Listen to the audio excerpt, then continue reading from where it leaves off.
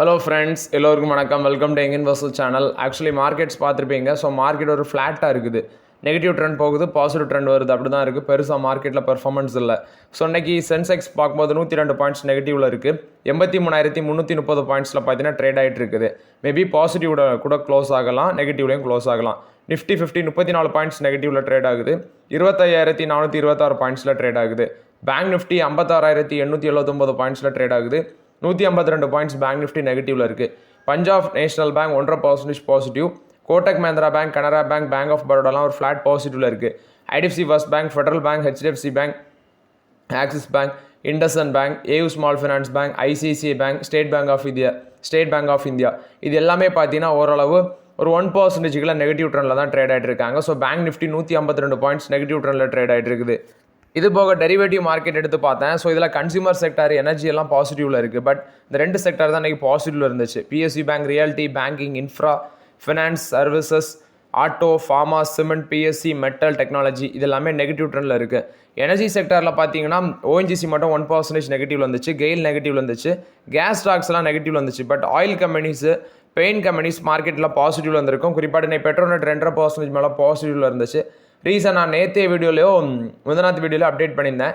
ஏன்னா BRICS countries, BRICS இல்லை, opaque countries பார்த்தீங்கன்னா ஆயிலோட ப்ரொடக்ஷன் வந்து இன்க்ரீஸ் பண்ண போகிறாங்க. ஒரு நாளைக்கு 5,48,000 பேரல்ஸ் பர் டே வந்து அவங்க ப்ரொடக்ஷன் இன்க்ரீஸ் பண்ண போகிறாங்க அப்படின்னு சொல்லி அப்டேட் பண்ணியிருந்தேன். ஸோ அந்த பேசிஸில் வந்து பார்த்தீங்கன்னா இன்னைக்கு வந்து ஏன்னா ப்ரொடக்ஷன் அதிகரிச்சினாலே கம்ப்ளீட்டாகிட்டு ப்ரைஸ் வந்து குறையும். இப்போ ஒப்பேக்கு வந்து ப்ரொடக்ஷன் அதிகரிக்காங்க அப்படின்னா கண்டிப்பாக ப்ரைஸ் குறையும். ஸோ அந்த பேசிஸில் க்ரூட் ஆயில் வந்து பியூரிஃபை பண்ணி பெட்ரோல் ஆட்டு, டீசல் ஆட்டு விற்கிற கம்பெனிஸ்க்கு ஒரு பெனிஃபிட்டு. அடுத்தது க்ரூட மூலப்பொருளாட்டு யூஸ் பண்ணுற பெயிண்ட், லூப்ரிகன்ஸு, டயர் கம்பெனிஸ் இவங்களுக்கு எல்லாமே ஒரு பெனிஃபிட்டு. ஸோ அந்த பேசிஸில் இது ரிலேட்டட் ஸ்டாக்ஸ் எல்லாம் மார்க்கெட்டில் பாசிட்டிவ் ட்ரெண்டில் இருக்குது. இது ஒரு அப்டேட்டு. நெக்ஸ்ட்டு பிரிக்ஸை பொறுத்த வரைக்கும் அப்டேட்டு. இப்போ இந்தியா, சைனா, ரஷ்யா இவங்கெல்லாம் பார்த்தீங்கன்னா பிரிக் நேஷன், பிரிக்ஸில் அந்த கூட்டமைப்பில் இருக்காங்க. ஆனால் அமெரிக்கா வந்து அதுலேருந்து வெளியே இருக்கிறாங்க. ஆனால் அமெரிக்கா வந்து பிரிக்ஸ் கண்ட்ரிக்கு எகென்ஸ்டாக தான் அந்த பிரிக்ஸ் கூட்டமைப்புக்கு எதிராக இருக்கிறாங்க. இதில் வந்து டொனால்ட் ட்ரம்ப் என்ன சொல்லியிருக்காங்கன்னா, ஆல்ரெடி வந்து ரெசிப்ரோக்கல் டாரிஃப் ஒரு 10% அமெரிக்கா வந்து போட்டிருக்காங்க. அதாவது அவங்க கண்ட்ரிக்குள்ளே வர ப்ராடக்ட்ஸுக்கு எல்லாமே. இப்போ ட்ரம்ப் என்ன சொல்கிறாருன்னா, அந்த பிரிக்ஸில் வந்து யாரெல்லாம் இருந்து அமெரிக்காவுக்கு எதிரான பாலிசியில் போகிறாங்களோ அவங்களுக்கு வந்து பார்த்தீங்கன்னா பெரிய அளவில் டாரிஃப் போடும், no exception with big tariff warning அப்படின்னு சொல்லியிருக்கிறாரு. இது வந்து பார்த்தீங்கன்னா அவர் இந்தியா வந்து ரஷ்யா, சைனா கூட க்ளோஸராக போகிறது அவருக்கு பிடிக்காமல் அவர் பண்ணுறாரு. பட் நம்மளோட பாலிசி நமக்கு பிடிச்ச மாதிரி தான் நம்ம பண்ணுவோம். அப்படி ஒருத்தங்க டாரிஃப் போடுறாங்க அப்படின்னு சொல்லிட்டுலாம் நம்ம வந்து நம்மளோட பாலிசியை மாற்ற முடியாது. ஸோ ஓவர்லாட் இது வந்து பார்த்தீங்கன்னா ட்ரம்ப் கொடுத்த அப்டேட்டு. அது இல்லாமல் சைனா என்ன சொல்லியிருக்காங்கன்னா, பிரிக்ஸ் வந்து நாட் சீக்கிங் கன்ஃபரண்டனேஷன் அப்படின்னா இது பிரிக்ஸ் கூட்டமைப்பு வந்து ஒரு சண்டே உருவாக்குற அமைப்பு இல்லை அப்படின்னு சொல்லி அவர் சொல்லியிருக்கிறாரு. ஸோ அதை பிரிக்ஸ் கூட்டமைப்பில் இருக்கிற நாடுகளை வந்து இவங்க அமெரிக்கா எதிர்க்கிறாங்க. ஆனால் அதை வந்து இது வந்து மோதலை உருவாக்குற கூட்டமைப்பு இல்லைன்னு சொல்லி சைனா தரப்புல வந்து விளக்கம் கொடுத்துருக்காங்க ட்ரம்போட டாரிஃப் த்ரெட்டுக்கு அப்புறம். அது இல்லாமல் ஐடி ஸ்டாக்ஸு, ஆட்டோமோட்டிவ் ஸ்டாக்ஸும் நெகட்டிவ்ல தான் இருந்துச்சு. குறிப்பாக மாருதி சுசுகி, டெக் மஹிந்திரா இது மாதிரி பங்குகள் எல்லாமே ஒரு 2% நெகட்டிவ்ல தான் இருந்துச்சு. ரீசன் பார்க்கும்போது டாரிஃப் த்ரெட்னால தான். ஆக்சுவலி டெரிவேட்டிவ் மார்க்கெட்டில் பெரிய அளவில் நெகட்டிவ்ல இருந்தது ஐடி இண்டெக்ஸ் தான். எல்லா ஸ்டாக்ஸுமே 1.5% நெகட்டிவ்ல தான் ட்ரேட் ஆகிட்டு இருந்துச்சு மார்க்கெட்டில். இது போக ஆட்டோ செக்டார் வந்து பார்க்கும்போது ஆட்டோ செக்டார்லேயும் மோஸ்ட்லி தான் நெகட்டிவ்ல தான் இருந்துச்சு. பஜாஜ் ஆட்டோ மட்டும் ஒரு ஃப்ளாட் பாசிட்டிவ்ல ட்ரேட் ஆகிட்டு இருக்காங்க. ஸோ இது வந்து பார்த்தீங்கன்னா டாரிஃப் அந்த த்ரெட்டுனால இந்த ஐடி, ஆட்டோ ஸ்டாக்ஸும் நெகட்டிவ் ட்ரெண்டில் தான் மார்க்கெட்டில் ட்ரேட் ஆகிட்டு இருக்கு. நெக்ஸ்ட் பார்த்தீங்கன்னா டாபர் இன்னைக்கு 3% மேலே அப்போ 508 ரூபாவில் இருக்குது. பட் இதோட வேல்யூஷன் ரொம்பவே ஜாஸ்தி. ஆனால் இப்போ நம்மளால் தொட முடியாது. அதே மாதிரி ஹிந்துஸ்தான் யூனிலிவர் 2,407 ரூபாவில் ட்ரேட் ஆகிட்டு இருக்குது. இதுவும் 3% மேலே positive. Actually Godrej consumer, Dabur, அடுத்தது இந்த மாதிரி எஃப்எம்சிஜி கம்பெனிஸோட Q1 பிஸ்னஸ் அப்டேட்லாம் சொல்கிறாங்க. ஸோ ஓரளவு நல்லா இருக்கிற மாதிரி இருக்குது. மேபி இந்த Q1 ரிசல்ட்ஸ் நல்லா இருக்கும்னு நினைக்கிறேன். பட் மோஸ்ட்லி கம்பெனிஸ் என்ன சொல்கிறாங்கன்னா, எக்ஸ்போர்ட் நல்லா இருக்குது, பட் டொமஸ்டிக் சேல்ஸை கம்பேர் பண்ணும்போது எக்ஸ்போர்ட் நல்லா இருக்குன்னு சொல்லியிருக்கிறாங்க. ஸோ விரைவில் இந்த மாதத்துலேருந்து ரிசல்ட்ஸ் வந்துடும். ஸோ அதை பார்த்துட்டு ஒன்றா டிஸ்கஸ் பண்ணலாம். ஸோ மோஸ்ட்லி இன்றைக்கி எஃப்எம்சிஜி இண்டெக்ஸ் ஒரு நல்ல பாசிட்டிவ் ட்ரெண்டில் தான் இருக்குது. மார்க்கெட்டில் நெகட்டிவ் மார்க்கெட்டே இன்றைக்கி டவுனாக இருக்குது. ஆனால் எஃப்எம்சிஜி இண்டெக்ஸ், கன்சியூமரும் இன்னொரு செக்டார்னு பார்த்தீங்கன்னா எனர்ஜி, இந்த 2 செக்டார் தான் பாசிட்டிவில் இருக்குது மார்க்கெட்டில்.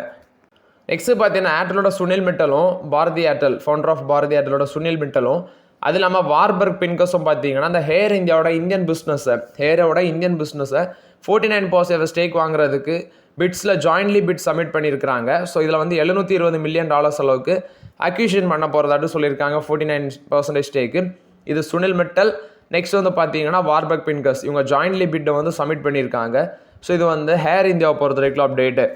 நெக்ஸ்ட்டு பார்த்தீங்கன்னா சிமெண்ட் ஸ்டாக்ஸு மோரோராட்டு சிமெண்ட் ஸ்டாக்ஸ் ஒரு 15 to 25% மேலே போகும்னு சொல்லி அனலிஸ்ட் தரப்பில் வந்து விளக்கம் கொடுக்குறாங்க. ஸோ இதில் வந்து ஃபர்ஸ்ட் குவார்ட்டர் ரிசல்ட்ஸில் சிமெண்ட் செக்டர் குறிப்பாட்டு இன்ஃப்ராஸ்ட்ரக்சர் அது ரிலேட்டட் அடுத்தது ரியல் எஸ்டேட் இதில் எல்லாமே க்ரோத் இருந்துச்சு. அதனால சிமெண்ட் ஸ்டாக்ஸுக்கு ஒரு நல்ல க்ரோத் இருக்குது அப்படின்னு சொல்லி Q1ல இந்த ஸ்டாக்ஸ் எல்லாமே சிமெண்ட் ஸ்டாக் ஒரு 15 to 25% ரிட்டர்ன்ஸ் கொடுக்கும் அப்படின்னு சொல்லி மென்ஷன் பண்ணியிருக்கிறாங்க. அது இல்லாமல் பார்த்தீங்கன்னா மன்சூன் அதெல்லாமே பேஸ் பண்ணி சொல்கிறாங்க. இப்போ சிமெண்ட் ஸ்டாக்னு பார்த்தீங்கன்னா அல்ட்ராடெக்கு இன்னொன்று வந்து அல்ட்ராடெக் இந்தியன் சிமெண்ட்ஸை வாங்கியாச்சு, இன்னொன்று வந்து அதானி இவங்க 2 பேரும் தான் பெரிய பிளேயராக இருக்கிறாங்க மார்க்கெட்டில். ஸோ 15 to 25% மேலே போகும்னு சொல்கிறாங்க. நெக்ஸ்ட் இந்த பிசி ஜுவல்வர்ஸ் இது 2 நாளில் 33% ரிட்டர்ன்ஸ் கொடுத்துருக்கு. அவங்களோட Q1 பிஸ்னஸ் அப்டேட் வந்துருந்துச்சு. அது போக அந்த எண்ட் ஆஃப் ஃபினான்ஷியலில் நாங்கள் டெட் ஃப்ரீயாட்டு மாறிடணும்னு சொல்லியிருந்தாங்க. அந்த பேசிஸில் அந்த பங்கு பார்த்தீங்கன்னா கிட்டத்தட்ட இன்றைக்கி ஒரு நல்ல பர்ஃபார்மன்ஸ் மார்க்கெட்டில் கொடுத்துருக்கு. ஸோ 2 டேஸில் 33% மேலே போயிருக்கு. நெக்ஸ்ட் பார்த்தீங்கன்னா Jayaprakash power and juice limited 22 ரூபா மேலே இன்றைக்கி ட்ரேட் ஆகிட்டு இருக்கு. 22.57 காசு 19 ரூபாய்க்கு மேலே இன்றைக்கி அப்பர் சர்க்கியூட். ஸோ ஒரு நல்ல ட்ரெண்டில் தான் போய்ட்டுருக்கு Jayaprakash power and juice limited. Actually அவங்களோட 30வது ஆனுவல் ஜெனரல் மீட்டிங்கை பார்த்தீங்கன்னா சக்ஸஸ்ஃபுல்லாகிட்டு ஜூலை 5 கண்டக்ட் பண்ணி முடிச்சிருக்காங்க ஏஜிஎம் மீட்டிங்கை. அது இல்லாமல் ஜெயபிரகாஷ் அசோசியேட்ஸை அதானி குழுமம் தான் அக்யூஷன் பண்ண போகிறதாட்டு ஒரு பேச்சு இருக்குது. ஸோ அந்த பேசிஸில் வந்து பார்த்தீங்கன்னா இந்த பங்கு வந்து ஒரு நல்ல பர்ஃபார்மன்ஸ் கொடுத்துருக்குது. சென்கோ கோல்டும் இன்றைக்கி சென்கோ கோல்டும் மார்க்கெட்டில் ஒரு நல்ல பர்ஃபார்மன்ஸ். சென்கோ கோல்டோட ஷேர் ப்ரைஸ் 367 ரூபா போச்சு, இப்போ 364 ரூபாவில் ட்ரேட் ஆகிட்டு இருக்கு. ஸோ இவங்களோட Q1 பிஸ்னஸ் அப்டேட்டும் வந்துருந்துச்சு. ஒரு நல்ல பர்ஃபார்மன்ஸ் அந்த ட்ரெண்டில் பார்த்தீங்கன்னா சென்கோ கோல்டு ஒரு நல்ல பாசிட்டிவ் ட்ரெண்டில் இருக்குது. கோல்டோட ப்ரைஸ் வந்து பெர் 10 கிராமுக்கு பீக் லெவல்லேருந்து பெர் 10 கிராமுக்கு 4600 குறைஞ்சிருக்கு. அதாவது மொத்தத்தில் 4600 குறைஞ்சிருக்கு. ஃப்ரம் த பீக் கொஞ்சம் விழுந்திருக்கு. ஃபெடரல் ரிசர்வ் வந்து ரேட் கட் பண்ணுவாங்க அப்படிங்கிற ஒரு எக்ஸ்பெக்டேஷன். ஸோ கோல்டு வந்து இப்போ $3310 பெர் அவுன்ஸ் ஆட் இருக்குது. சில்வர் வந்து $36.60 பெர் அவுன்ஸ் ஆட் இருக்குது அப்படின்னு சொல்லியிருக்கிறாங்க. ஸோ என்ன நடக்குதுங்கிறத வெயிட் பண்ணி பார்க்கலாம். கோல்டு வந்து பார்த்தீங்கன்னா ஒரு நல்ல ட்ரெண்டில் தான் மூவ் ஆகிட்டு இருக்கு. இப்போ பீக் லெவல் வந்து கொஞ்சம் இறங்கியிருக்கு. ஸ்லோவாக யூஸ் பண்ணிக்கோங்க கோல்டு மேலே இன்வெஸ்ட்மெண்ட் பண்ண ஆசையில் இருக்கிறவங்க.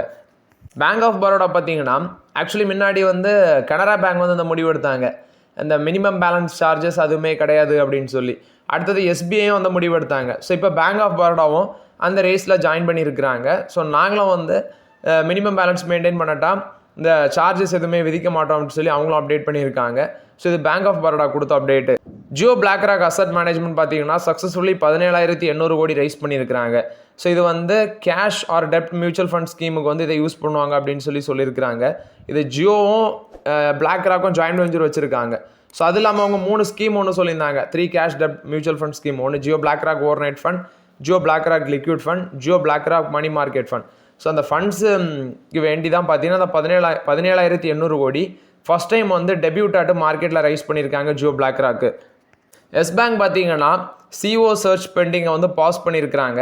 ஸோ RBI வந்து இப்போ அந்த சுமிட்டோமோ டீலுக்கு வந்து அப்ரூவல் கொடுத்துருக்காங்க. ஸோ அந்த கம்ப்ளீட்டேஷன் முடியாத வரைக்கும் பார்த்தீங்கன்னா இப்போதைக்கு பாஸ் பண்ணுற போகிறாங்கன்னு நினைக்கிறேன். ஐ திங்க் அப்படின்னு தான் நினைக்கிறேன். ஸோ CEO சர்ச் பண்ணுறது வந்து இப்போதைக்கு கொஞ்சம் பாஸ் பண்ணுறாங்க. இது எஸ் பேங்க் கொடுத்த அப்டேட்டு. ஏன்னா சுமிட்டோமோ குரூப் வந்து கொஞ்சம் ஸ்டேக் வாங்குறதுனால அவங்க CEO சர்ச் பண்ணுறதை பாஸ் பண்ணுறாங்க. இந்தியன் கம்பெனிஸ் குறிப்பாட்டு FMCG கம்பெனிஸ் ஸ்ரீலங்காவில் ஒரு நல்ல மார்க்கெட் இருக்குது.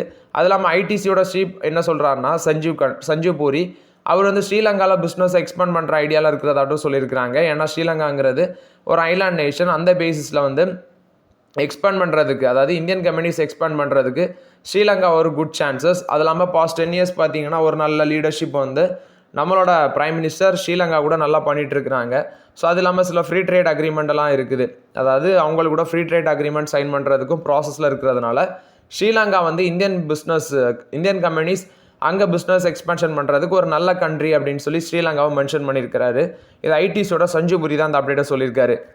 கல்யாண் ஜுவல்லர்ஸை பொறுத்த வரைக்கும் அப்டேட் இன்றைக்கி 585 ரூபாயில் ட்ரேட் ஆகிட்டு இருக்குது. 2% ஸ்டாக் விழுந்து இப்போ ஒரு ஃப்ளாட் நெகட்டிவில் இருக்குது. கல்யாண் ஜுவல்லர்ஸில் என்னன்னா அவங்களோட Q1 பிஸ்னஸ் அப்டேட் வந்துருந்துச்சு. ஆக்சுவலி கன்சாலிடேட்டட் ரெவன்யூ க்ரோத் இந்த ஃபினான்ஷியல் 26 Q1ல் 31% வளர்ச்சி அடைஞ்சிருக்கு. For example Akshaya Tritiya next wedding season மட்டுமே 31% வந்து அவங்களுக்கு க்ரோத் எதிர்பார்க்குறதுக்கு முக்கிய ரீசன் சொல்லியிருக்காங்க. சேம் ஸ்டோர் சேல்ஸ் ஒரு 18% வளர்ச்சி அடைஞ்சிருக்கு. இன்டர்நேஷனல் ஆப்ரேஷன் 31% ரெவன்யூ க்ரோத்தும், மிடில் ஈஸ்ட் ரீஜன் ஒரு 26% ரெவன்யூ க்ரோத்தும் காமிச்சிருக்கு. இன்டர்நேஷனல் மார்க்கெட்டில் வந்து 15% வந்து அவங்களுக்கு கன்சாலிடேட்டட் ரெவன்யூக்கு கான்ட்ரிபியூட் பண்ணியிருக்கு. Digital jewellery brand Candere 67% revenue growth காமிச்சிருக்கு. அது போக பார்த்தீங்கன்னா அவங்க வந்து இந்த குவார்ட்டரில் 10 கல்யாண் ஜுவல்லர்ஸ் புதுசாக ஓப்பன் பண்ணியிருக்காங்க. ஒரு கல்யாண் ஜுவல்லர் ஷோரூம் யூஎஸில் புதுசாக ஓப்பன் பண்ணியிருக்காங்க. 8 கேண்டீன் ஷோரூம் வந்து பார்த்தீங்கன்னா இந்தியாவில் ஓப்பன் பண்ணியிருக்காங்க.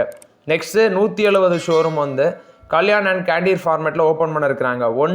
75 கல்யாண் ஷோரூம் வந்து நான் சவுத் இந்தியாலையும், 5 லார்ஜர் ஃபார்மேட் ஃப்ளாக்ஷிப் ஷோரூமும், 15 கல்யாண் ஷோரூம் வந்து அக்ராஸ் சவுத் இந்தியா இன்டர்நேஷனல் மார்க்கெட்லையும், 80 கேண்டீர் ஷோரூம் வந்து இந்தியாலையும் ஓப்பன் பண்ணியிருக்கிறாங்க. அஸ் ஆஃப் ஜூன் 35 கணக்குப்படி total number of showroom across India, middle east இது சேர்த்து 406 இருக்குது. இதில் 287 ஷோரூம் வந்து கல்யாண் ஜுவல்லர்ஸு, மிடில் ஈஸ்ட்டில் கொஞ்சம் வச்சுருக்காங்க. யூஎஸில் 2 ஷோரூம் இருக்குது. கேண்டீர் ஷோரூம் 81 இருக்குதுன்னு மென்ஷன் பண்ணியிருக்கிறாங்க. மிடில் ஈஸ்ட்டில் பார்த்தீங்கன்னா 36 ஷோரூம் வச்சுருக்கிறாங்க.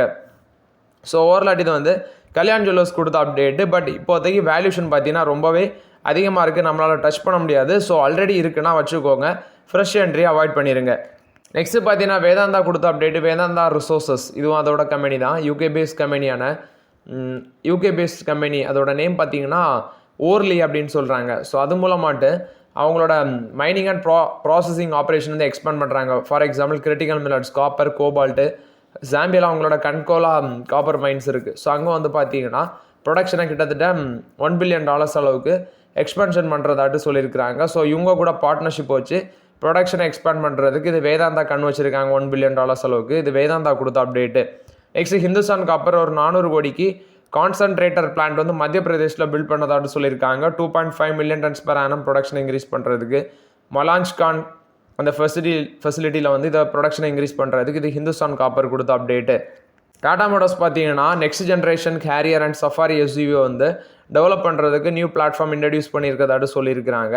ஸோ இது வந்து second generation Harrier, new generation Safari அதை மார்க்கெட்டில் கொண்டு வரதுக்கு முயற்சி பண்ணிட்டு இருக்காங்க டாடா மோட்டார்ஸ். குளோபல் கம்பெனிஸ் கூட என்டிபிசி பார்த்தீங்கன்னா பார்ட்னர்ஷிப்பில் வர இருக்கிறதாட்டு சொல்லியிருக்கிறாங்க, எதிர்பார்த்துட்டு இருக்கிறாங்க. ஏன்னா மெகா நியூக்ளியர் ப்ராஜெக்டை எதிர்பார்த்து இதை பண்ணிட்டு இருக்கிறாங்க. கோல் ஃபயர் ஜென்ரேஷன் அதை பேஸ் பண்ணி US, South Korea, France, Russia இங்கெல்லாமே மெகா நியூக்ளியர் பவர் ப்ராஜெக்ட் பண்ணுறதுக்கு என்டிபிசி பார்த்தீங்கன்னா பார்ட்னர்ஷிப்பை எக்ஸ்பேண்ட் பண்ணுறாங்க. நெக்ஸ்ட் வந்து பெராஸ் டிஃபென்ஸ், பிஎல் இது மாதிரி டிஃபென்ஸ் கம்பெனி ஸ்டாக்ஸ் எல்லாமே மார்க்கெட்டில் பொத்துன்னு விழுந்துருந்துச்சு. ஃபார் எக்ஸாம்பிள் ரீசன் பார்த்தீங்கன்னா இப்போ வார் எல்லாமே ஸ்டாப் ஆகிடுச்சு. மோஸ்ட்லி பெருசாக ஒன்றும் அடிதடி இல்லை, அந்த வார் தான் போய்ட்டுருக்குன்னு நினைக்கிறேன். இஸ்ரேலுக்கும் பாலஸ்தீனுக்கும் தான் போய்ட்டுருக்குது. இஸ்ரேலுக்கு ஈரானுக்கு நடந்த வார் இப்போதைக்கு ஓரளவு சால்வ் ஆகிட்டு, அது மட்டும் முடிஞ்சாலே போதும். நெக்ஸ்ட்டு ரஷ்யா உக்ரைன் அது கம்ப்ளீட் ஆச்சுன்னா போச்சு, பீஸ் ஆட்டு மக்கள் வாழ்வாங்க. இது போக பார்த்தீங்கன்னா இன்வெஸ்டர்ஸ் குறிப்பாட்டு டிஃபென்ஸ் செக்டாரில் இன்வெஸ்ட்மெண்ட் பண்ணவங்க இன்வெஸ்டர்ஸ் எல்லாமே ப்ராஃபிட் புக் பண்ணுறாங்க. இது ஒரு முக்கிய ரீசனாக இருக்குது டிஃபென்ஸ் கம்பெனிஸுக்கு இன்றைக்கி மார்க்கெட்டில் விழுந்ததுக்கு. மோஸ்ட்லி எல்லா கம்பெனிஸும் 1%லேருந்து 2.5% வரைக்கும் நெகட்டிவ் ட்ரெண்டில் தான் ட்ரேட் ஆகிட்டு இருக்கு மார்க்கெட்டில். நெக்ஸ்ட் பார்த்தீங்கன்னா கேப் ஜெமினி இவங்க வந்து WNS அந்த கம்பெனியை வந்து $3.3 பில்லியன் அக்யூசிஷன் பண்ணியிருக்காங்க. ஸோ இது வந்து பார்த்தீங்கன்னா ஏஐ பேஸ் பண்ணி அதில் ஃபோக்கஸ் பண்ணுறதுக்கு தான் அந்த கம்பெனி அக்யூசிஷன் பண்ணியிருக்காங்க $3.3 பில்லியன். இது கேப் ஜெமினி கொடுத்த update. So okay friends, actually இந்த வீடியோவில் சில இம்பார்ட்டன்ட் அப்டேட்ஸ் எல்லாமே டிஸ்கஸ் பண்ணோம். அந்த வீடியோ உங்களுக்கு பயனுள்ளதாக இருக்கும்னு நினைக்கிறேன். பயனுள்ளதாக இருந்துச்சுன்னா லைக் பண்ணுங்கள், சப்ஸ்கிரைப் பண்ணுங்கள், கமெண்ட் பண்ணுங்கள். Okay friends, thank you.